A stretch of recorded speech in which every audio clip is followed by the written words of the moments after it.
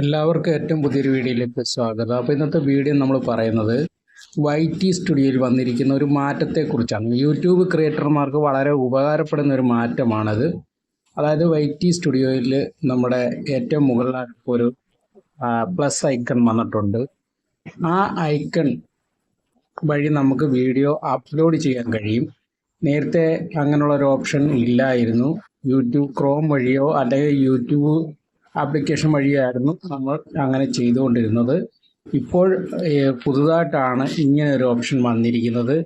ഈ ഒരു ഓപ്ഷൻ എല്ലാവർക്കും ഉപകാരപ്പെടുന്ന ഒരു ഓപ്ഷനായിട്ടാണ് എനിക്ക് തോന്നിയത്. ഞാനൊരു വീഡിയോ അപ്ലോഡ് ചെയ്തപ്പോൾ എനിക്ക് വളരെ ഉപകാരപ്പെട്ടു.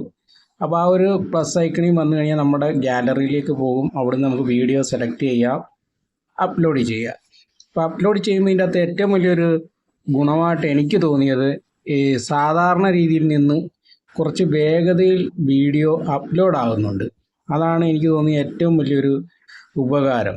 നമുക്ക് അറിയാം, മിക്ക ആൾക്കാർ യൂട്യൂബ് വീഡിയോ അപ്ലോഡ് ചെയ്തിട്ട് YT സ്റ്റുഡിയോ വന്നാണ് അഡ്വാൻസ് സെറ്റിങ്സ് ഒക്കെ കൊടുക്കുന്നത്. എന്നാൽ ചില ആൾക്കാർ ഗൂഗിൾ ക്രോം വഴിയാണ് കൂടുതലും കാര്യങ്ങൾ ചെയ്യുന്നത്. കാരണം ഫുള്ളായിട്ടുള്ള എല്ലാ കാര്യങ്ങളും ചെയ്യാൻ പറ്റുന്നത് ഗൂഗിൾ ക്രോമിലാണ്.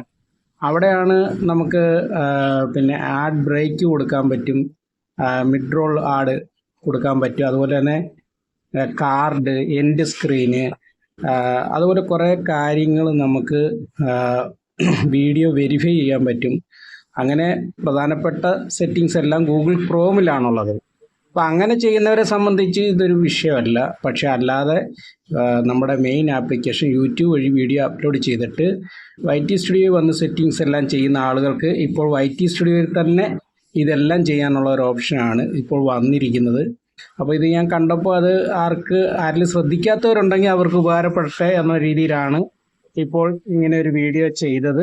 അപ്പം വീഡിയോ ഇഷ്ടപ്പെട്ടാൽ ലൈക്ക് ചെയ്യുക, മറ്റുള്ളവരിലേക്ക് ഷെയർ ചെയ്ത് കൊടുക്കുക. നിങ്ങളുടെ വിലയേറിയ അഭിപ്രായങ്ങളും നിർദ്ദേശങ്ങളും കമൻറ്റിൽ രേഖപ്പെടുത്തുക.